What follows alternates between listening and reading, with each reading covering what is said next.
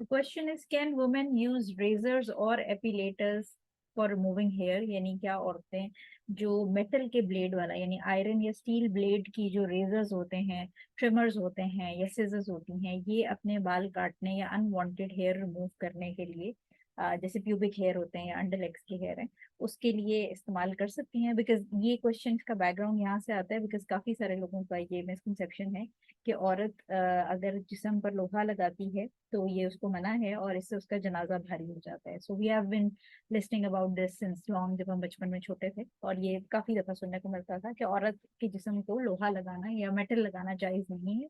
इसका straight away answer है कि ये बिल्कुल परमिसिबल है। हमें कहीं पर भी इसकी ममानियत के ऊपर कोई प्रूफ नहीं मिलता और औरतें अपने जो अनवांटेड बाल होते हैं अंडर आर्म्स बॉडी के या अंडर लेग्स वगैरह के, वो शेव भी कर सकती हैं। वो एपिलेटर्स या जो ट्वीजर्स टाइप डिफरेंट चीजें मिलती हैं जो मेटल की बनी होती हैं, उसके साथ वो प्लग भी कर सकती हैं। इस तरह की वो तमाम चीजें इस्तेमाल कर सकती हैं जिसमें मेटल हो इस्तेमाल। इसका जो हमें थोड़ी डिटेल है वो आगे मिलती है। दो बेसिकली तीन जगहों पे हमें इसकी थोड़ी सी प्रूफ मिल जाता है। एक बुखारी के अंदर 5079 और मुस्लिम में 715 जो हदीस है वो कोट की गई है जाबिर इब्न अब्दुल्ला रज़ी अल्लाह ताला अन्हु की तरफ से। उन्होंने कहा कि हम किसी कैंपेन पे यानी किसी मिशन के ऊपर हुजूर सल्लल्लाहु अलैहि वसल्लम के साथ गए हुए थे और वापसी में जब हम मदीना की तरफ लौटे तो रात हो चुकी थी और सहाबा का ये ख्याल था कि हम रात में ही मदीना में एंटर होकर अपने अपने घरों में चले जाएं, लेकिन हुजूर सल्लल्लाहु अलैहि वसल्लम ने उनको एडवाइस किया कि ये रात में एंटर नहीं हो, रात को नहीं जाए बल्कि इसको डिले किया जाए अंटिल नेक्स्ट मॉर्निंग।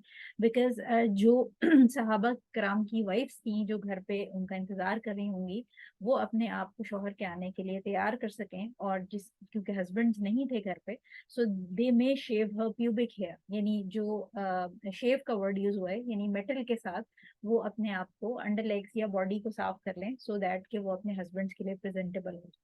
इसी तरह बुखारी के अंदर 3989 एक हदीस तो नहीं मैं कहूँगी, इसको बेसिकली नरेशन है। इसके अंदर खुबैब इब्ने अदी रजी अल्लाह ताला अन्हु, इनको जब कुफार ने पकड़ लिया था और उसके बाद उनको फांसी का हुक्म होने लगा तो उनसे उन्होंने जो लास्ट अपनी ख्वाहिश जाहिर की, ही एक्चुअली बोरोड अ रेजर। यानी उन्होंने जो अलहारिस थी उनकी बेटियों से एक रेजर, ऑब्वियसली मेटल की चीज मांगी अपने आप को साफ करने के लिए, to shave his pubic hair.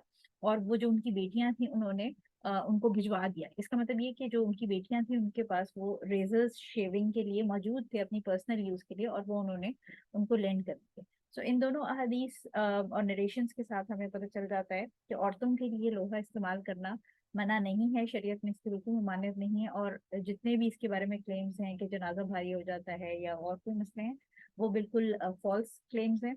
इसका हमें इस्लाम के अंदर कोई ऐसा कमांड नहीं मिलती। And Allah knows best.